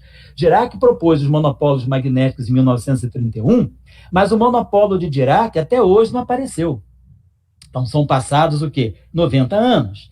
Porém, em matéria condensada, nós já descobrimos configurações de monopolos magnéticos compostos, que são os monopolos magnéticos em gelos de spin, que, aliás, os nossos colegas da Universidade Federal de Viçosa, do Departamento de Física da UFV, têm trabalhos interessantíssimos sobre monopolos magnéticos de Nambu na matéria condensada, nos gelos de spin.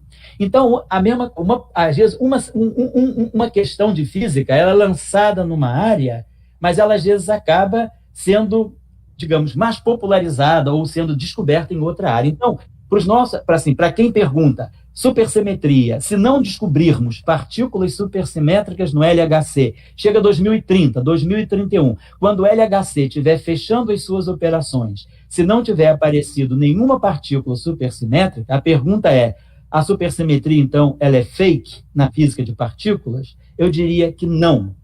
Não é a supersimetria que é fake. O que é fake é um mecanismo que se vislumbrou para se quebrar a supersimetria. Nós podemos ter e temos outros mecanismos para quebrar a supersimetria. Toda a nossa questão é que nós queremos trazer a supersimetria para os nossos regimes de energia. Essa é uma construção que nós fazemos e que pode não estar certa. Então, é isso que eu estou dizendo para os nossos colegas. Mas supersimetria, ela transcende a tudo isso. Supersimetria é uma simetria que está presente nos cones de causalidade da relatividade especial. A supersimetria é a simetria que está por trás da simetria conforme, que é uma simetria tão importante nas transições de fase e que é uma simetria tão importante no regime de altas energias. Então, essa é a minha resposta final. Retorno ao Flávio. Obrigado, Lael. Tem um comentário aqui do professor José Roberto sobre um ponto até que você sempre chama atenção, que é a questão da importância da filosofia ao você introduzir conceitos como, né, em particular, como os de física moderna. E chama atenção para a dificuldade de formação do professor. Certo. E gostaria de saber, até acrescentando o comentário dele, como é que você vê isso? E ele pergunta também indicações de vídeo, algum livro sobre a história do Einstein. Eu aproveito para também te fazer uma pergunta sobre, que eu li um artigo seu sobre a resenha Einstein em Educação. Eu queria que você reforçasse a importância dele na divulgação da ciência. Você comentou um pouco no final, mas em particular sobre o cuidado que ele tinha em escrever para passar as suas ideias.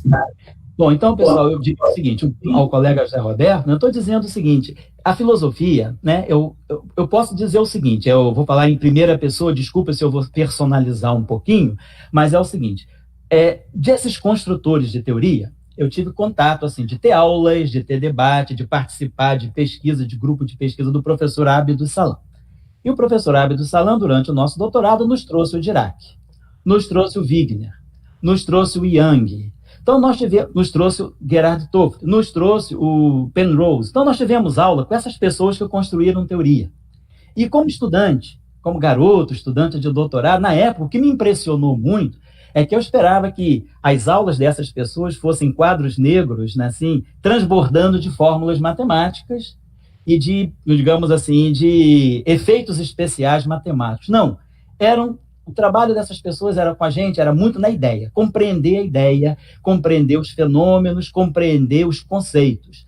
E sempre com muita base em algum pensamento filosófico de unificação, e às vezes até em conceitos metafísicos, né? Consequências metafísicas da própria mecânica quântica. Então, eu diria o seguinte, é importante, apesar de não ser muito padrão, a gente também ajudar, na nossa aula de física, um debate com a filosofia, às vezes trazer o professor de filosofia para uma aula de física, para ele falar um pouco do pensamento newtoniano, do pensamento de Leibniz, do pensamento de Einstein. Então, a filosofia que está embutida nessas teorias. Então, eu acho que é importante. Agora, como chegar a isso? O curso não nos dá. Nós deveríamos ter, sem dúvida alguma, tanto na licenciatura quanto no bacharelado, um bom curso, ou 2 bons cursos de filosofia e história da ciência, porque a filosofia é a base de todas as ciências, né? A filosofia é um grande laboratório de pensamento. Então, se a gente não tem um grande laboratório de pensamento, você já vai pensar muito diretamente na sua caixinha. Eu acho que a filosofia ajuda digamos assim, na união das disciplinas, na multidisciplinaridade. A filosofia nos ajuda também. Se você compreende bem um conceito, se você compreende as implicações filosóficas que estão por trás de um conceito, isso torna mais fácil você trazer esse conceito para o debate público também, para a sociedade, para a divulgação científica. Então, eu acho que é importante a gente dar um espaço, quem sabe no mestrado nacional profissional de ensino de física, né, tem a física contemporânea, tem também história da física, colocar uma disciplina de filosofia da ciência, ler Bachelard, ler aquele livro fantástico do Poincaré, o espírito, né, o espírito da ciência, né? Quer dizer, o livro do Poincaré é interessantíssimo sobre a ciência, livros do Penrose sobre filosofia da ciência, livros recentes do Penrose, né? O livro do Thomas Kuhn, né? Então, eu acho que é importante a gente buscar, sim, trazer a filosofia, investir um certo tempo da aula de física em debates filosóficos dentro da física. Eu acho que isso é muito importante. Eu acho que também, chamando a atenção, Einstein, por exemplo, se a gente for olhar a carreira do Einstein, em vários momentos ele escreveu textos interessantíssimos sobre história da física.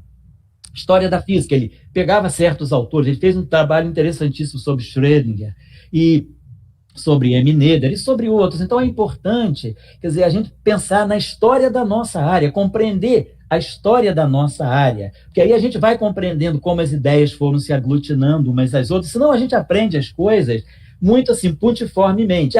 Isso aconteceu nesse momento, por isso o cara chegou com essa ideia e deu. Não, ninguém chegou com nenhuma ideia. Ele simplesmente sintetizou um conjunto de ideias que chegaram aí. Então, acho que talvez até o negacionismo científico e o anticientificismo que nós estamos vivendo seja um pouco também por esse pragmatismo excessivo da ciência. A ciência se tornou eminentemente técnica, somente técnica, e nós esquecemos de trazer o processo. Porque se uma pessoa, né, um cidadão, ele percebe todo o processo que está por trás de uma ciência, é uma coisa muito interessante, é um conjunto de ideias, um conjunto de pessoas, um conjunto de debates muito enriquecedor. Então, Einstein se preocupou muito com esse aspecto. Nós vamos ver na carreira de Einstein vários artigos dele publicados em revistas de divulgação também.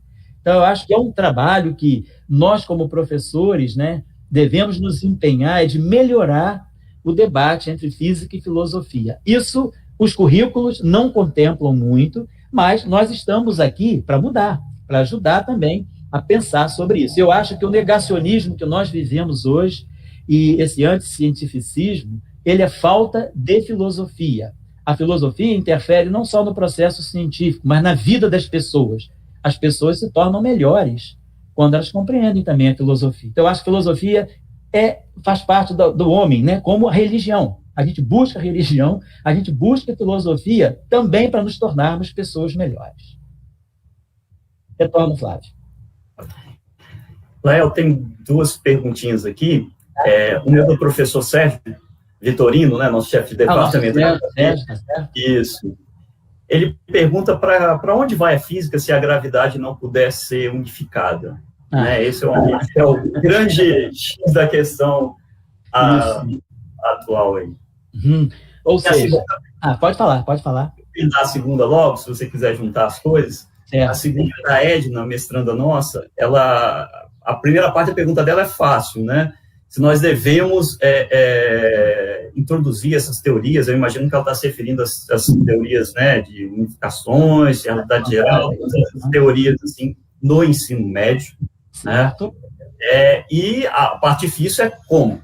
Tá certo.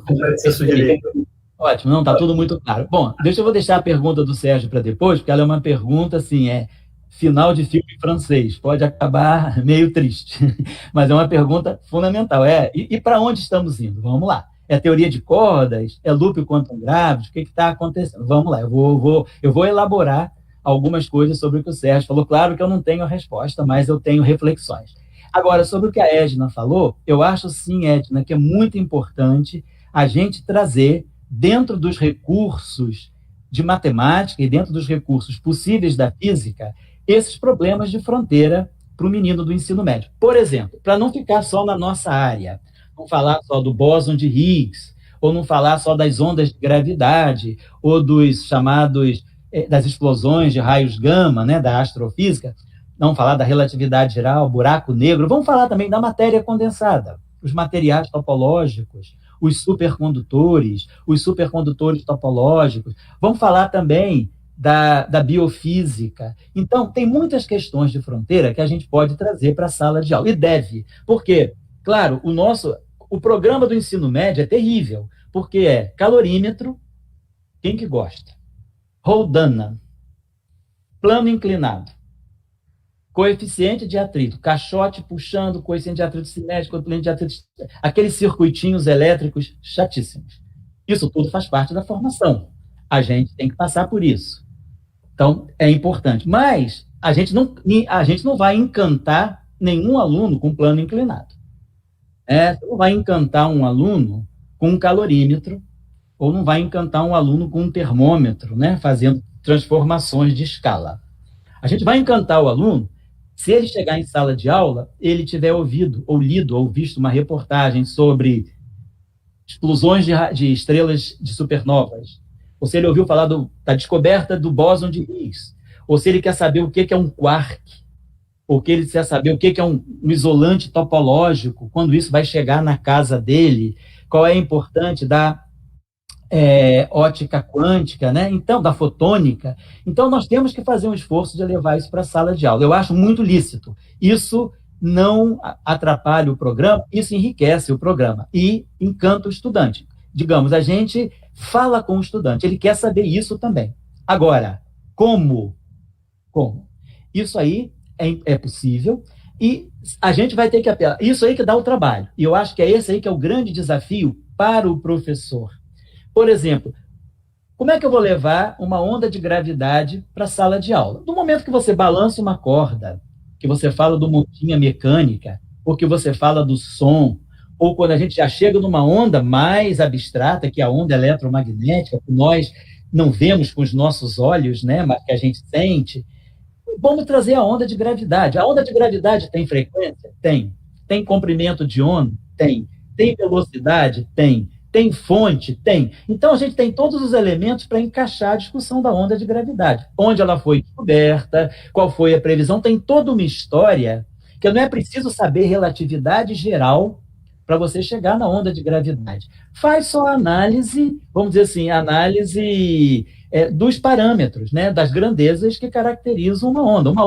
Comparar uma onda de gravidade com uma onda sonora, com uma onda eletromagnética, com uma onda de calor. Vamos comparar as ondas, comprimento de onda, frequências, velocidade. Quem é a fonte de uma onda de gravitacional? Pode ser um buraco negro, pode ser uma fusão de buracos negros, como nós vimos, fusão de estrelas de nêutrons. Então, nada impede da gente devotar, sei lá, uma hora de aula à onda de gravidade. Bóson de Higgs. Quando a gente ensina o oscilador harmônico, ensina o sistema da massinha com a mola, que vibra com uma certa frequência, um sistema oscilatório. Quando a gente fala de um sistema oscilatório, a gente está falando do bóson de Higgs.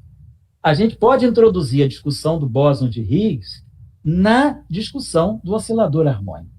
Quando a gente fala do oscilador harmônico, a gente pode trazer a discussão da oscilação de neutrinos em comparação com o oscilador harmônico, as famílias que oscilam. Então, nada nos impede. Agora, o que isso pede? Que o professor tenha um certo trabalho. Como eu vou fazer essa mediação? Então, ele vai ter que ser criativo. Agora, para ele ser criativo, ele tem que ter conteúdo. Então, no mestrado, por exemplo, profissional, no MNPF, um dos grandes esforços tem sido, dos mestrados profissionais, em geral, a disciplina de física contemporânea, que é quando o estudante, o mestrando, vai poder aprender um pouco sobre o que é o modelo padrão, aprende um pouco de relatividade. Então, e aí, claro, existem materiais aos quais ele pode recorrer na internet, mas eu acho, sim, que a gente tem que fazer esse grande esforço de levar essa física de fronteira para a sala de aula. Nada melhor do que você terminar uma aula de coeficiente de atrito explicando qual é a origem do atrito. A origem do atrito é eletromagnética. O que está em jogo no atrito são camadas atômicas que se friccionam, e aí você tem toda uma discussão de eletromagnetismo na aula de coeficiente de atrito. Então, a gente tem que buscar, aí é um pouco da criatividade. Para o professor ter essa criatividade, ele tem que ter duas coisas. Primeiro, conteúdo, que os cursos dão. E segundo, uma coisa que o professor brasileiro, infelizmente, não tem, que é uma carreira digna. Que o professor precisaria de tempo. Para fazer isso, ele tem que passar 1 dia, 2 dias pensando. Mas aí ele tem 3 matrículas, ele tem que sobreviver. Então, o professor brasileiro, ele é extremamente maltratado do ponto de vista do sistema. Ele não tem tempo de meditar muito sobre um assunto. Então, mas se ele tiver tempo, seria encontrar tempo, e tendo o conteúdo que os cursos mais atuais de ensino de física estão dando, ele pode sim e deve, Edna, deve. Eu digo isso porque eu trabalho no ensino médio, há 27 anos eu trabalho em movimentos pré-vestibular sociais. Pego um público difícil, um público carente, um público que praticamente não teve um ensino médio, e o que os faz se encantar pela física, perder o medo da física, perder o medo da matemática e se recuperarem como seres humanos, dentro do ponto de vista do conhecimento, é quando a gente traz esse debate da física mais atual. Debate da biologia também, da genética. Eu estou falando da minha área, porque é a área na qual eu milito. Mas a gente traz, quando a gente fala, dá uma aula para ele, e o aluno entende o que é um buraco negro, com a física que ele tem, energia, conservação da energia e velocidade de escape. Só com isso você já consegue falar de um buraco negro. Só com um oscilador harmônico você já consegue falar de um bóson de Higgs. Só com um oscilador harmônico você consegue falar de neutrino que oscila também. O que é o neutrino? O que é um buraco negro? Então, tudo isso a gente pode fazer, e isso traz o aluno para o debate da ciência. Ele não precisa se tornar um físico, mas ele vai apreciar a ciência. Porque a física e a matemática, as nossas disciplinas, são as disciplinas mais excludentes no ensino médio de periferia. O estudante de periferia, ele morre de medo de física e morre de medo de matemática, porque o professor não tem tempo de fazer o encantamento, né? Então, eu acho que o que a gente tem que buscar é o encantamento, e agora, para isso, é preciso conteúdo e é preciso tempo de preparação. Criatividade que vem com o tempo de preparação. Então, a Edna, eu espero ter, assim, pelo menos, digamos assim, soltado uma fagulha para você pensar sobre o assunto. E agora vamos para o Sérgio Vitorino, que é, sem unificação, para onde vamos, né? Então, vamos pensar o seguinte, nós temos o mito da unificação, né? O mito da unidade. Né? Se nós olharmos lá nos gregos antigos, né? Lá o Anaximandro, lá os pré-socráticos, depois os socráticos, né? E os pós-socráticos, todo mundo buscando compreender, assim, unificar o conhecimento. Então, nós estamos tentando unificar, já conseguimos unificar uma boa parte das forças fundamentais, temos uma unificação eletrofraca e com a interação forte. Então, nós temos um modelo padrão, que nos dá uma descrição unificada, única, quer dizer, uma descrição una das interações nucleares fortes, fracas e eletromagnéticas. Nos explica como surgem os campos eletromagnéticos no universo primordial. Nos explica, não, nos descreve. Nos dá conta de como surge o eletromagnetismo no universo primordial. Então, nós vemos uma origem comum para essas três forças. E a gravidade? A gravidade ainda não está no processo de unificação. Várias tentativas foram construídas ao longo do século XX. Einstein tentou unificar gravidade com eletromagnetismo, mas não se chegou a um resultado final. Nós aí vemos, com a supergravidade foi a grande esperança da unificação. Depois, as teorias de cordas, uma outra grande perspectiva de unificação ainda não realizada. A gravitação quântica de loops, ainda um caminho também a ser seguido em busca da unificação. Então, nós estamos sempre atrás de uma compreensão daquilo que é a unificação. Como unificar a gravidade, e se nós não unificarmos a gravidade, o que vai acontecer com a física? Vamos pensar o seguinte, aí eu vou agora trazer para vocês um pensamento, não meu, claro, eu estou sendo porta-voz, de uma discussão que o professor Dirac teve conosco em 1982, 83, na sua última visita ao ICTP, que era justamente, 1983 estava no auge, assim, no pico da supergravidade. A expectativa era que houvesse uma unificação através da supergravidade. O professor Dirac, na sua, vamos dizer, simplicidade de palavras, né, na sua contenção verbal, ele desconfiava fortemente que a supergravidade não ia levar à unificação. E ficou claro um ano depois. No ano que ele morreu, o projeto de unificação da supergravidade morreu junto. Então, passou-se para a teoria de cordas. Dirac morreu no início de 84, em setembro de 84, teve a primeira revolução das cordas. Então, vamos agora entrar numa nova fase, num novo regime de unificação, que ainda não se fechou. Então, o professor Dirac dizia uma coisa que eu vou passar para o Sérgio, e que eu Eu penso nisso sempre e passo para as pessoas. Ele dizia o seguinte: nós, em física, temos um hábito, que é, nós queremos levar os nossos problemas para a matemática. Ele dizia, nós devemos trazer matemática para a física. Se nós temos um problema físico, vamos trazer matemática, e se não tem matemática, vamos inventar. Ele dizia, matemática é um conjunto de regras que os matemáticos inventam. A física é um conjunto de regras que a natureza nos dá. A questão é, será que essas duas regras, as regras do jogo matemático e as regras do jogo da natureza, elas combinam? Então, o Dirac dizia, aparentemente, todas as regras inventadas pelos matemáticos, elas acabam sendo realizadas na natureza. A gente acaba descobrindo na natureza que a natureza obedece a essas regras matemáticas. Era uma discussão. Porém, ele dizia, nós estamos viciados em álgebra, análise, geometria, topologia.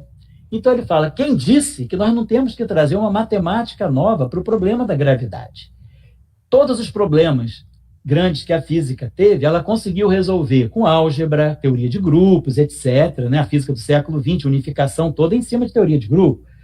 Teoria quântica de campos, modelo padrão, teoria de grupos fortemente. Claro, teoria quântica de campos com matemática. Qual é a matemática da teoria quântica de campos? Teoria das distribuições, análise matemática, álgebra. Agora, geometria na gravidade. A pergunta é, será que nós esgotamos toda a nossa criatividade matemática para tratar o problema da gravidade, incorporar e chegar digamos, a uma descrição unificada da gravidade? Então, talvez, o que o Dirac levantou, quer dizer, vamos ouvir o que o professor Dirac tinha a dizer, é que é preciso buscar novas matemáticas, que talvez a gravidade peça uma matemática que nós ainda, que deu certo para as demais teorias, para as demais interações, mas que não está dando certo para quantizar a gravidade e para unificar a gravidade com as demais forças. Então, é um problema da nossa época. Então, Dirac, vamos dizer, presente, Dirac contextualizado. Ele disse isso em 1983, era um pensamento dele. Traga matemática para a tua física. Então, nós temos um grande problema físico, que é compreender a quantização do campo de gravidade e a compreender a unificação do campo de gravidade com as demais interações. Então, segundo o Dirac, busque novas matemáticas. Então, Sérgio, eu te respondo trazendo essa meditação do professor Dirac. Vamos dizer assim, a física morre? A matemática morre? Não, porque a ciência não morre enquanto houver um desafio. Então, o desafio, pelo menos o desafio de uma nova matemática para descrever a gravidade, enquanto ele durar, nós vamos estar fazendo ciência também. O dia que ele for descoberto, aí, sempre que em ciência você descobre uma grande coisa, essa descoberta te abre outros grandes problemas. Então, eu acho que a ciência ela vai durar eternamente, né? E mesmo que esse problema seja resolvido. Mas o problema da gravidade quântica e da unificação da gravidade, provavelmente é bom que a gente ouça o professor Dirac. Traga matemática para a física e não leve física para a matemática. Então, eu estou respondendo com as palavras dele. E aí, Flávio, eu agradeço a vocês aí pela atenção, pela paciência e desejo a vocês um semestre muito bom, com muito trabalho com os estudantes, boas ideias, boas reflexões, e o Brasil nos espera, né? Léo, muito obrigado, é sempre um prazer, né? Eu não canso de repetir, é um privilégio recebê-lo aqui, né? Você sempre participando com a gente, né? Eu apresentei você como professor do CBPF, mas você também é professor do Unirio, né? Do mestrado profissional. Isso. Atua no mestrado profissional também, do MPF. Isso. A Edna, nossa aluna, fez uma propaganda aqui da defesa dela, que vai ser semana que vem. Sim, ela fez a dissertação dela, o tema é do que são feitas todas as coisas, né? Sobre física. Interessante, sei. Ela é um jogo, então eu coloquei o e-mail do programa aqui no chat. Quem tiver interessado, a gente manda o link para vocês. Manda para nós. De que foi feita era o Natura, né? Então ela está voltando lá, o Epicuro, belíssimo. Vamos à luta. Parabéns, Edna, pela orientador. Ela trabalhou com quem? Pelo bom gosto da escolha. Comigo. Professor de bom gosto. Então, estamos, tá vendo? O filósofo Flávio Gimenez aí, tá vendo? Quem sou eu? Mas isso tudo foi, assim, inspirado nesse projeto nosso, de, assim, quando a gente trabalhou os 90 anos da previsão teórica dos neutrinos, né? Então a gente deu um foco em física das partículas, igual no centenário de Einstein. Então a ideia dessas temáticas é que não só saiam as aplicações nas dissertações, mas a gente, como todo o nosso público aqui, nossos alunos são professores, que eles levem isso para as escolas, como projeto de extensão, iniciação científica júnior, feiras de ciências, né?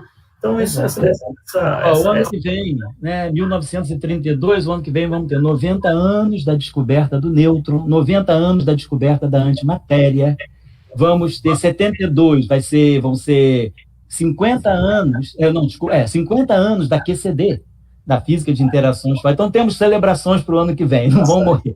Bastante. Então, já está convidado a voltar.